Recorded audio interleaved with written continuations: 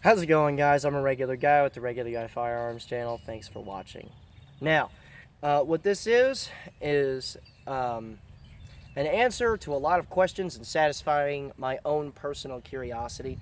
A lot of people have asked me about slide-mounted optics on pistols and stuff like that, and I was curious as far as how this pistol would do and everything else, so I decided to just go ahead and jump out and get one.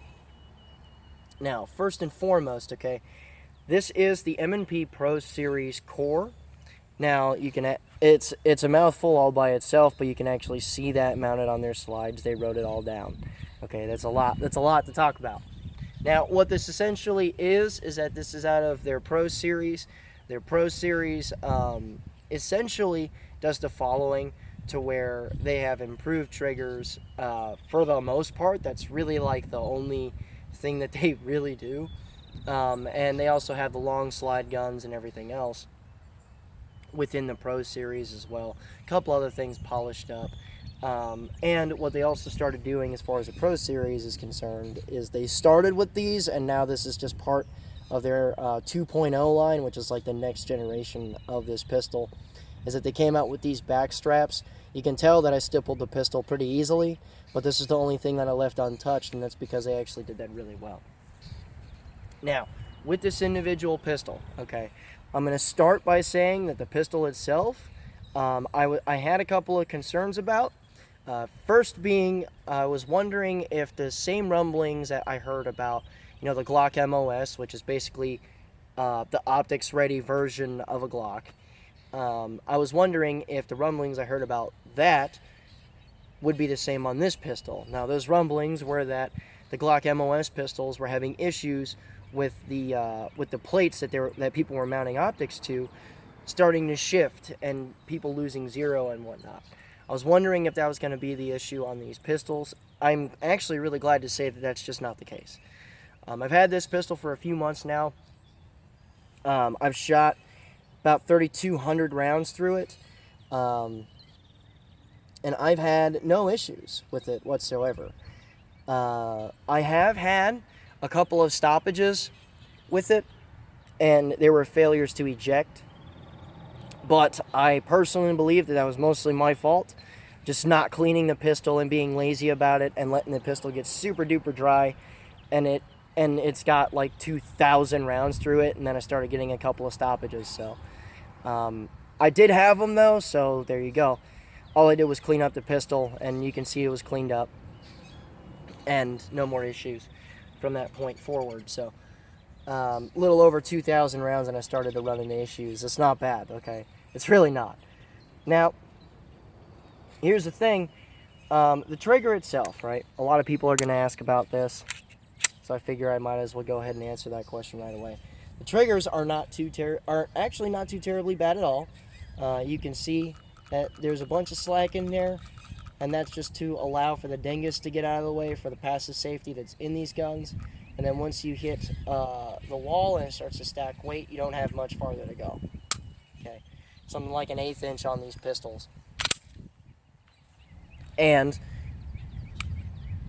the reset's nice and audible on them. Next thing that they left alone, and which I'm glad that they left alone throughout the development of the M&P pistol, is this.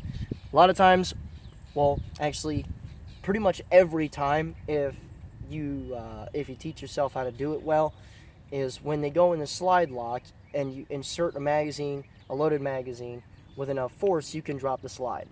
Okay.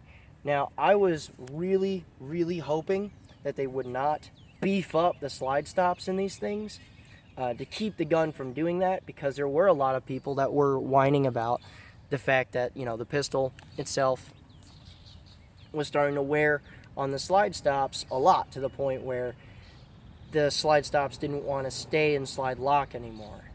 My thought process to those guys is to just change out the part if it doesn't work right anymore. Mostly because it just makes things a little bit easier, a little bit more efficient, to where I can get it out of there and I can throw my retard strength into the pistol. It'll cycle its slide forward dependably, and I could just move on with what else I had to do, versus having to press a button or charge a thing or anything like that. So I'm actually really glad that they kept that as a thing with these pistols. I'm glad that they're still reliable, I'm glad that they're still accurate, and I'm glad that these aren't shifting around. Now, as far as the red dot itself, okay, it was really weird zeroing a red dot on a pistol. It was really weird zeroing a red dot on a pistol. Now, there are instructions for zeroing these things. I didn't even bother to read them because I knew basically the difference in ballistics between 0 to 25, 25 to 100, and with a 9mm series pistol and a full-size barrel, I knew that if I zeroed this thing at 25 yards, I'd end up hitting point of aim, point of impact, more or less at 100. I started with a 50-yard zero because I originally just ended up thinking I was going to shoot 50 and in with it. How stupid of me, because it's very easy to shoot much farther away with this setup. So I ended up shifting to a 25-yard line zero because point of aim, point of impact is essentially the same at 25 and 100, which means I pretty much have to do no real shifting or holdovers or anything like that until we're starting to scoot back closer towards 200, which honestly, that's a long shot, and I really hope I got a rifle at that point. But point is that I can still shoot very far with this individual setup, and that's the zero that I choose for these optics. That's really it. But with that being said, I mean, it still takes standard M&P mags. There's nothing really weird or crazy done to it. It's just something else that the M&P line has decided to come out with that makes sense, that works, and that's dependable. And that's something that I really truly like about the M&P series, both their rifles and their pistols. They make reliable stuff. So it's just been fantastic since I got it. Now, with that review done, there are a few things that I have to talk about. Speaking about the M&P series, I'm going to review an AR-10 from the M&P AR-10. Actually, it's from Smith & Wesson, and I'm gonna put it to the test. We hear a lot of talk about a lot of AR-10s just not doing well. I personally have not seen a lot of AR-10s do very well, but I'll also say this: people are constantly improving and doing well with it and stuff like that. And I got my hands on something from Smith & Wesson, and I figured that if there's a rifle that's gonna work, it's gonna come out from them. So I'm gonna run that particular rifle. There's a whole lot of other stuff I gotta review too, but what I'm most excited for is that, because I'm gonna put 1,000 rounds through it in a day, and we're gonna see if it works.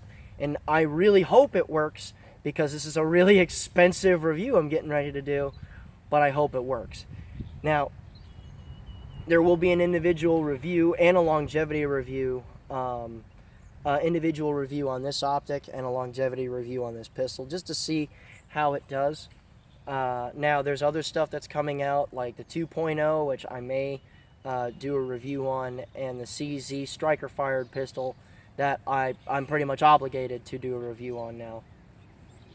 And there's other stuff from CZ that I want to review also. Some of you recall the SP01 tactical that I picked up, so, you know, thumbs up. I like that pistol a lot.